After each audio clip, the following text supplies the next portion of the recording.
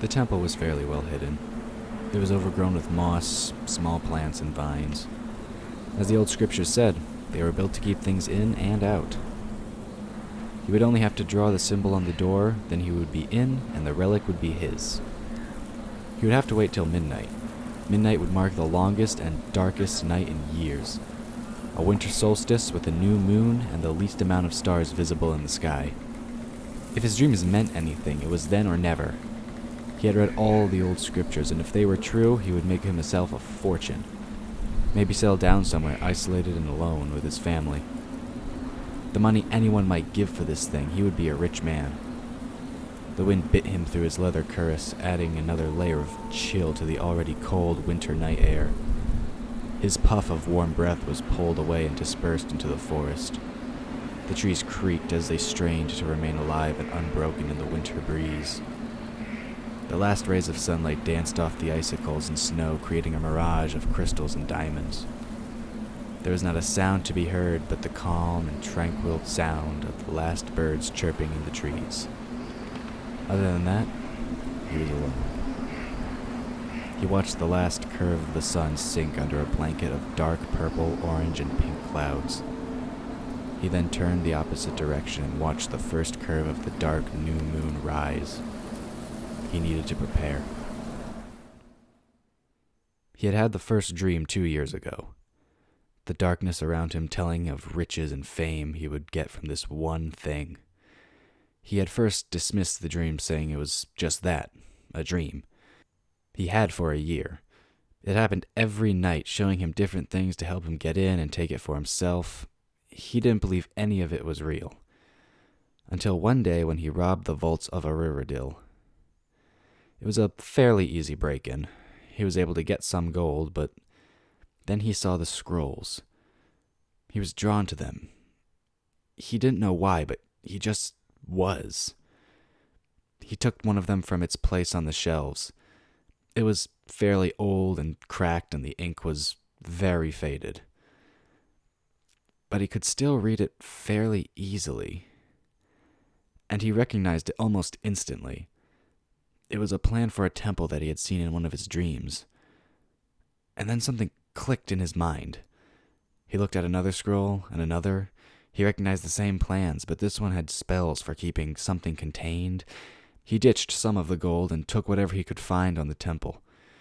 He must have been there for 5 hours, rifling through endless shelves of old, dried, cracking paper, because when he left it was daybreak and he had to squint to keep from being blinded by the sun. And now it had come down to this, the moment he had been waiting for. He tried to remember his last dream, the one with the symbol. He withdrew a knife and cut across his left palm. Using his right index and middle fingers as a brush, he collected some of the blood seeping from the wound in his hand that was now a makeshift palette. Pressing his fingers against the cold stone, he drew the symbol to the best of his ability. It was definitely a little off, as his blood, even in the cold, dripped slowly into the other lines and markings. But it must have been good enough, because when he had completed it, the world seemed to go silent. The wind died down to a slight breeze that didn't have as much of a bite. The trees stopped creaking as a result, and any animals that had been in the area seemed to have fled as there was no rustling of any kind. It was disconcerting to bandage his hand in the pure, eerie silence. Then the symbol glowed with an eerie shadow which flowed out to him. It was overbearing, so much so that the rest of the world faded as if he was getting a blood rush. And all he saw was the symbols he had drawn, shining as bright as the sun. He could feel it tapping into him, sucking away all of his energy. He felt faint and fell to his knees. All his hopes he had been subconsciously thinking were torn from his mind like an arrow passing through his skull. This was an ancient, powerful magic that had slipped under the Bloody Triad's radar after the raids. Following the uneasiness, his vision slowly came back and he regained his balance. He would deal with as much pain as he needed. His family needed this money. The object inside would make them rich if he sold it to the right buyer. The blood used to make the symbol veined out all over the door and began constricting. The stone began to crack. The thief drew a cloth over his nose and mouth and raised his hood. Everything was going good so far. Guardian Nasarda was meditating, sensing the world around him as he had in brief periods over the past few millennia. It was a strange feeling to not think and just feel, sensing life and death, light and dark, but not seeing them. Forgetting everything, who you were, where you were, what you knew. Forgetting everything in the world, yet still somehow aware of it. He sensed the darkness emanating from the center of the building as he had countless other times, writhing in endless, furious anger, longing to get out. He felt the other guardians going about their business, mapping the stars, watching the world, and always at the ready, just in case the worst happened. They were especially anxious tonight. The darkest night in years, with a new moon, the winter solstice, and the stars aligned just right that there was little to no light in the sky. Then he sensed an anomaly. Instead of one, he caught two sources of darkness. One in the chamber, which was normal, but there was another by the entryway, and it was growing, and then it was gone. Then there was a deafening blast as the stone from the door was crumbled and crushed into dust. Nasarda snapped back to the world. He hated coming back, but he had a duty to keep. He stood and took his silver staff in hand and wrapped himself in his cloak. He opened the door and moved down the hallway towards the front hall to investigate.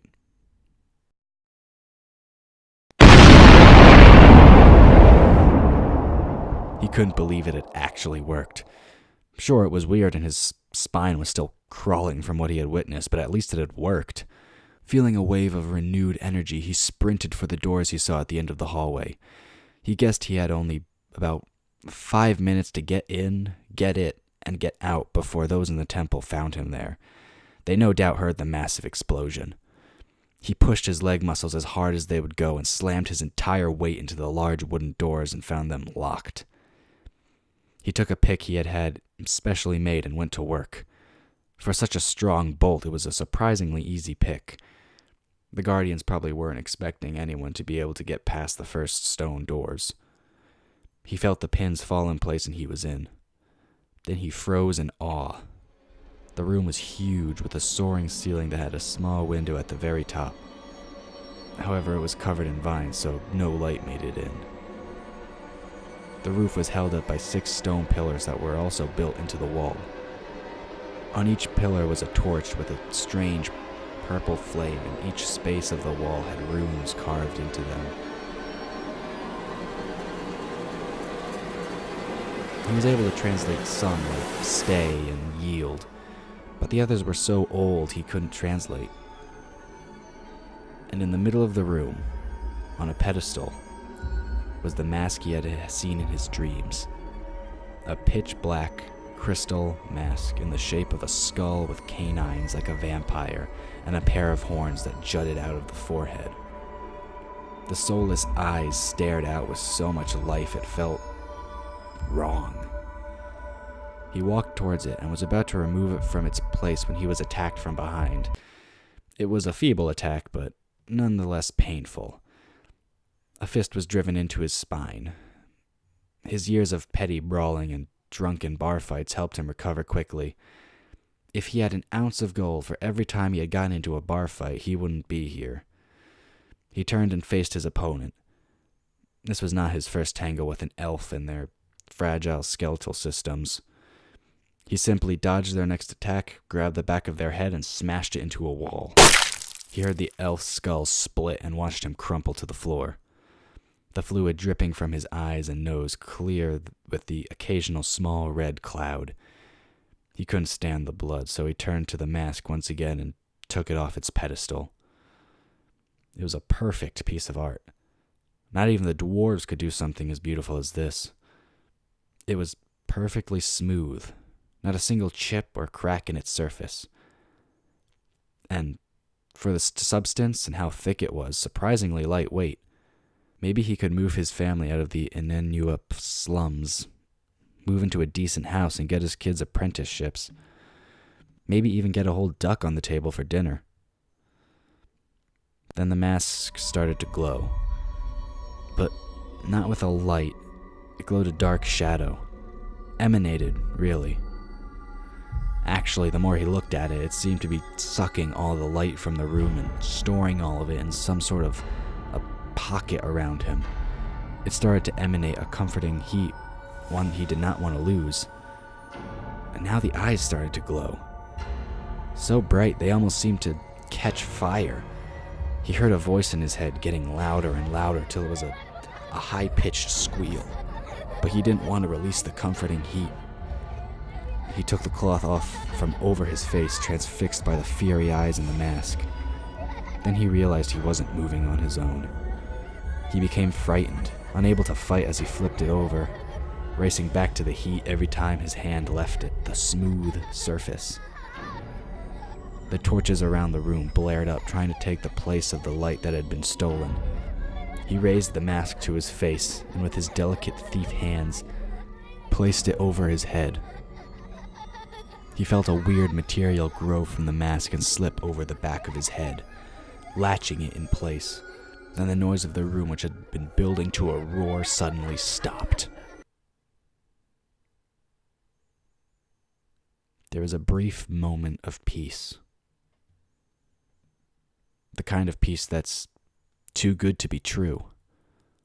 The kind only one experienced moments before death. He took his hand away from his face and stared at it. It didn't seem like his. He knew it was, but a small part of his conscience kept him from fully accepting it as his. And the feeling kept growing till he knew it wasn't his. And then he lost control. His hand was forced closed, extinguishing the torches, which finally gave up their fight and burned out. He felt queasy and sick before he was overtaken by a wave of pain as his nerves were purged of their feelings before they came back suddenly as if he had been struck by lightning. He felt the inside of the mask grow spikes that hooked into his skin. The warm, comforting heat he felt on his face was replaced with a raging burn as if his face had been stuffed into a dwarven forge and dragged through hot coals. He screamed and grabbed hold of the mask, trying to tear it off. He continued to scream and contort his body, writhing in pain, fighting a battle for control over his own body, which he was losing. And then he started to get pulled up to the ceiling, which brought more pain as he felt as though he were being lifted by spiked chains that wrapped all around him in a blanket of pain. And then he heard a cruel voice whisper in his mind, "It will be over soon. Thank you for your vessel." And then he felt his body start to fall. All the pain from before faded to numbness. He started to plummet. He fell into his own mind. He could still see through a small hole as he fell into the emptiness, but he had no more control. He watched with despair as the hole got smaller and farther away, and then faded into a pinpoint, but he kept falling into the abyss. Then he lost the light as a prisoner in his own body. The last thing he thought before his mind was taken was of his family. He wasn't going to make it home for dinner.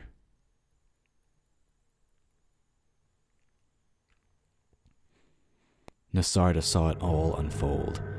The mask being taken from the pedestal, the thief putting it on, the inhuman contortions as it took control. He was the first to enter the chamber and he wanted to go to his fallen brethren, but the mask had to be seen to first. The man was just floating, his back arching as if he were balancing on the very tip of a sword, slowly spinning. Then he was violently thrown to the floor.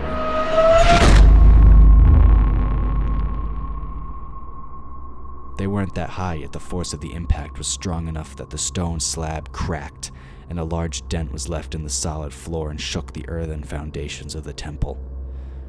Nasarda stepped into the indent and hunched over the body, flipping it over and checking for a pulse. Lifeless. Then, through the eye slits, he saw the man snap awake. He took up his staff and went to release the knife hidden inside to drive into the thief's heart, but then the body vanished in a wisp of black smoke. He heard giggling. A cruel, inhuman laugh. Like it was laughing at a cruel joke it had just played. He was peering into the darkness at the back of the room. And then he was struck from behind, knocked forward onto his hands and knees. When he looked back to face his attacker, they were gone in another wisp of black smoke. In the darkness, he felt something grab hold of his bottom jaw and the top of his cranium, and before he could react, his head was twisted to the side with a sickening snap, and he lay on the floor. He could do nothing but watch the next scene unfold. All the guardians came flooding in. They closed the doors behind them, sealing themselves in and whatever else was in there. The torches blazed up and there was the thief, floating as if on a bed, relaxed and not a care in the world at the fact that he was surrounded by elves with swords and bows. Then he giggled, as he had done so before, and sprinted through the air towards the guardians with a trail of black smoke behind him. Arrows flew and swords were swung, and not a single one hit home. One by one, they were grabbed, thrown, smashed against each other, bludgeoned against the wall, and torn to pieces. All the guardians stood their ground bravely, but to no avail. Eventually, they were all splattered on the walls or floors and used to redecorate the room in a dark crimson-red paint. Once every one of them was at least in 1,000 pieces. The thief walked up to the sealed door and blasted it open simply by placing his hand on the seam between the two pieces of hinged wood.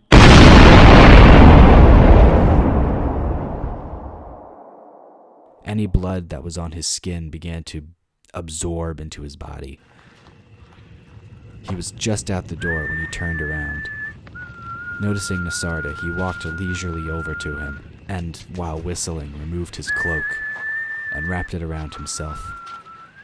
Then kicked Nasarda in the temple, fully severing the spinal cord.